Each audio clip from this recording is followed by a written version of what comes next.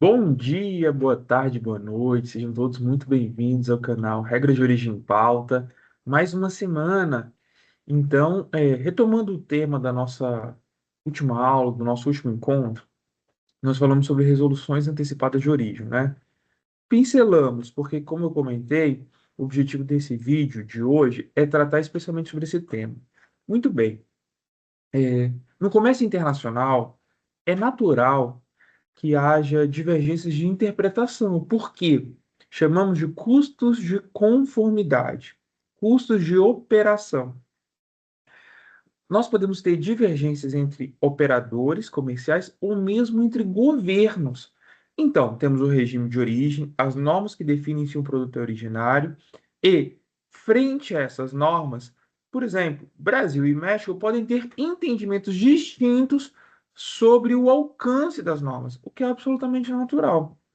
Os países se acertam, conversam, né, resolvem o litígio e, eventualmente, não é à toa que os acordos possuem referência a regimes de solução de controvérsia, porque controvérsias podem existir. Muito bem. Nesse sentido, para garantir previsibilidade aos operadores, o Acordo de Facilitação de Comércio da OMC, em seu artigo 3º, instituiu a figura da resolução antecipada, inclusive resolução antecipada de origem.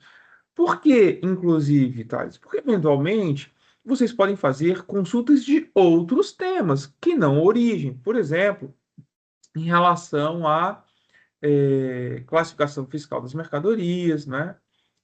Em relação a outras disciplinas do direito aduaneiro. Muito bem. Então, qual é a lógica?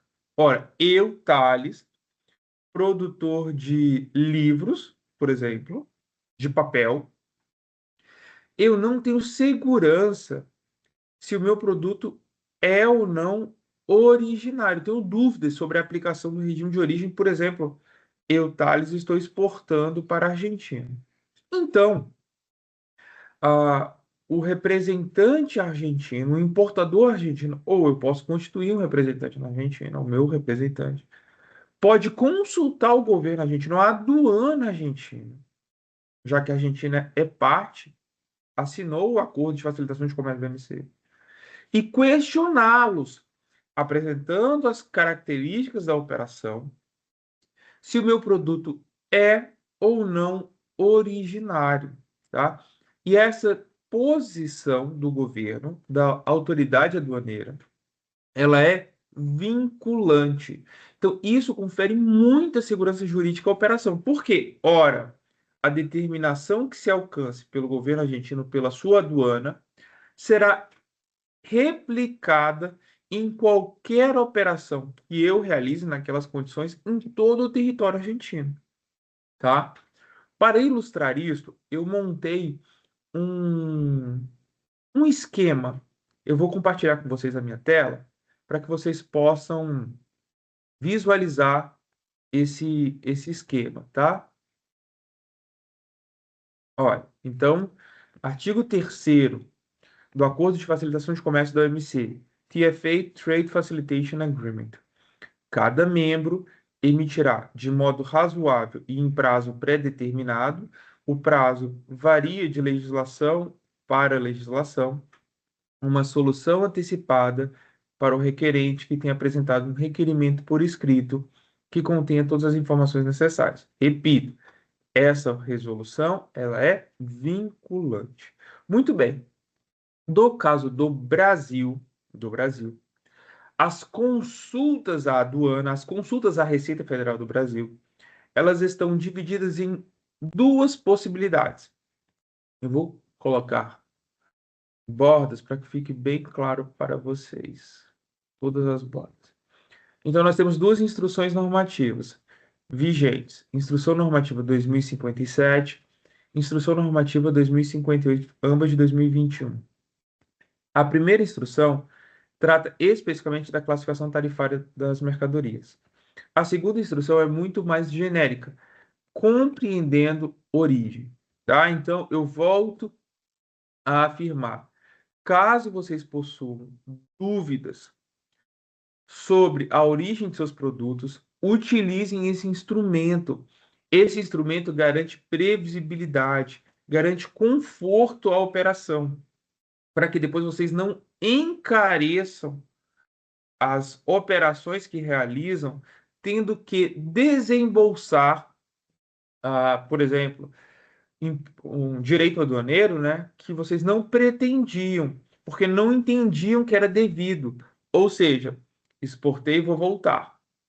É o meu exemplo. Exportei celular do Brasil para a Argentina.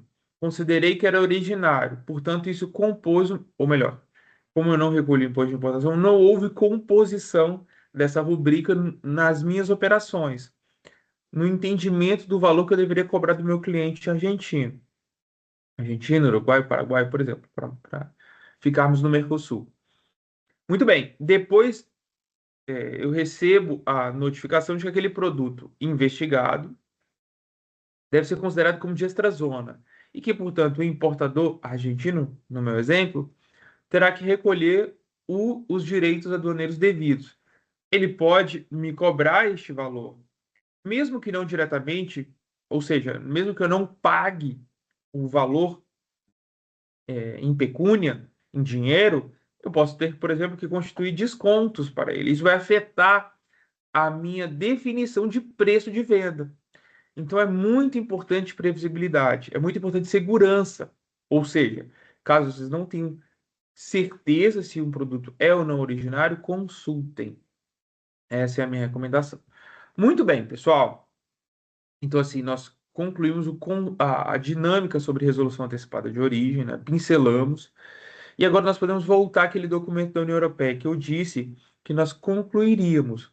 Eu vou projetar minha tela para nós retomarmos o documento. Lembrando que nós vimos, por último, o tema de acumulação de origem, tá bom? Então, voltando àquele guia rápido sobre os regimes de origem, nós temos o seguinte: o seu produto também satisfaz todos os outros requisitos aplicáveis, porque nós temos disciplinas que facilitam o cumprimento das regras. A acumulação de origem foi a última que nós vimos. E temos disciplinas que devem ser observadas, que vão além dessas possibilidades de flexibilização das regras de origem. Por exemplo, de minimis, tolerância, uma outra disciplina que vimos no último vídeo.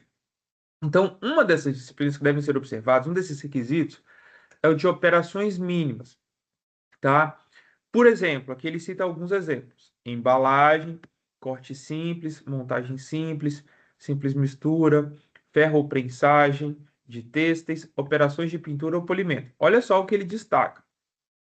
Se a produção realizada no seu país for uma das enumeradas e nada mais tiver sido aí fabricado, ou seja, não foi produzido nem transformado qualquer material, o produto não pode ser considerado originário. Eu chamo a atenção para essa última parte. Mesmo que as regras de origem específicas por produto tenham sido cumpridas. Então vamos lá. Eu tenho uma regra de montagens, eu tenho uma regra para o produto celular que é valor. Então, por exemplo, 50% de máximo conteúdo importado. Muito bem. Eu trago as partes desse celular e monto, tá? Vamos supor que é uma montagem simples. Não há um procedimento muito complexo para a montagem dessas partes do celular. Ele já está praticamente acabado. Muito bem. Nesse sentido, por mais que eu cumpra a regra de valor, ou seja, os insumos, o valor dos insumos dividido pelo meu preço de venda está abaixo de 50%, mesmo nesse cenário, esse produto não será originário. Por quê? Porque eu não ultrapassei as operações mínimas.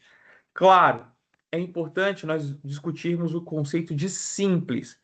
Por quê? Porque por mais que haja uma montagem, se houver ali investimento em maquinário específico, conhecimento específico para, por exemplo, montar esse celular, não for simples, eu ultrapasso as operações mínimas. Mas, para efeitos aqui da discussão, é importante que vocês entendam isto. Por mais que a regra de origem específica seja alcançada, se as operações não forem além das mínimas, esse produto não será considerado originário. Muito bem. Um outro dispositivo, um outro critério que deve ser observado. regra de transporte direto. Ou seja, nós podemos enviar, por exemplo, vamos imaginar um acordo vigente entre a União Europeia e Mercosul. Nós podemos enviar o produto para, por exemplo, um entreposto no Panamá. E desde o Panamá seguir para a União Europeia. Isso é possível, desde que haja controle aduaneiro. Então, primeiro ponto do documento da União Europeia que eu quero destacar. Cada acordo comercial estabelece as condições específicas. Hoje, por exemplo, no acordo Mercosul-Colômbia, a C72, esse entreposto no Panamá não é autorizado, tá? Então, isso vai depender de acordo para acordo. Em regra, os acordos permitem o descarregamento, recarregamento, qualquer operação destinada a mantê-los em bom estado. Algumas condições adicionais em alguns acordos, por exemplo, como eu comentava com a Colômbia, no qual você tem que ter razões geográficas que justifiquem esse armazenamento, trânsito, armazenamento temporário em outro estado, tá? Muito bem. Um outro ponto importante. ah, Quando os acordos permitem este warehousing em um outro estado que não parte do acordo, no meu exemplo de União Europeia e no Panamá, há de haver controle aduaneiro para garantir que a mercadoria que ingressa, por exemplo, no território europeu é a mesma que sai do território brasileiro, tá bom?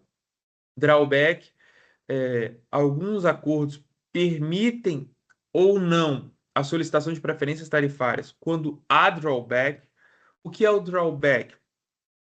O drawback representa uma flexibilidade que os países concedem para que as suas exportações fiquem mais competitivas. Então, por exemplo, eu vou importar, vou continuar no exemplo do celular.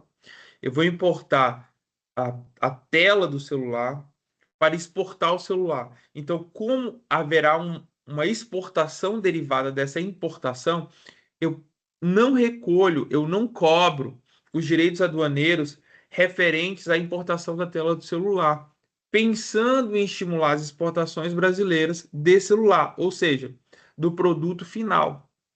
Alguns acordos não autorizam que, ao ter drawback, eu solicite a preferência do celular, a preferência tarifária para o celular. Alguns acordos, por sua vez, permitem. No caso brasileiro, todos os acordos garantem a possibilidade de drawback. Muito bem. Quem pode ajudar a determinar se o produto é elegível? Eu quero chamar a atenção para a ferramenta, né, o dispositivo do IVO. O que se refere a isto? Resolução antecipada em matéria de origem. Olha, solicitar informações vinculativas em matéria de origem. O que nós tratamos. Caso você tenha dúvidas, é possível solicitar essa resolução antecipada para o governo europeu. Se o seu produto é originário, então, agora nós podemos apresentar o produto na aduana europeia, na aduana brasileira, onde quer que seja, e comprovar, garantir, já falamos bastante sobre isso, provas de origem, garantir que ele é originário por meio de uma prova, que pode ser, em regra, um certificado de origem ou uma autodeclaração. Tá bom, pessoal? Certificado. Em regra, os acordos possuem exemplo, possuem modelos que devem ser adotados, e instruções sobre o preenchimento, e as autodeclarações. Em regra, os acordos indicam o texto que deve constar dessa fatura comercial ou de outro documento comercial que garanta que é originário. Isso se dá, por exemplo, no Mercosul, no seu apêndice de número 5. Muito bem, apresente, por fim, os seus produtos e documentos para o desalfandegamento. Apresento, eles são liberados, eu recebo a preferência tarifária. E, posteriormente, a última etapa, no futuro pode haver uma verificação de origem, no qual você, exportador produtor, deve garantir, deve conseguir comprovar que o seu produto é originário. Isso se dá pela cooperação administrativa entre as autoridades aduaneiras do país de importação e exportação, essa troca de informações, essa gestão do risco conjunta e também gestão pelas autoridades aduaneiras locais, gestão do risco, observância das alterações de padrões de comércio. Por exemplo, Thales nunca exportou o celular para a União Europeia. Muito bem. Em um ano, por sua vez, agora em 2025, em um ano ele exportou US$ 1 bilhão. Ora, há uma alteração muito significativa do padrão de comércio, o que pode ensejar uma verificação de origem, tá bem? Por fim, o que acontece se o seu produto não cumpriu os requisitos, não é? Houve uma verificação, chegamos à conclusão de que o seu produto não é originário. Muito bem, você terá que pagar os direitos aduaneiros devidos, e, claro, as sanções pertinentes, como a multa, tá bom? Que se aplica a esse descumprimento da norma aduaneira. É isso, pessoal. Espero que vocês tenham gostado. Concluímos assim a avaliação do documento da União Europeia. Mais uma vez, vou colocar o link do documento na descrição e nos vemos no próximo vídeo. Até lá!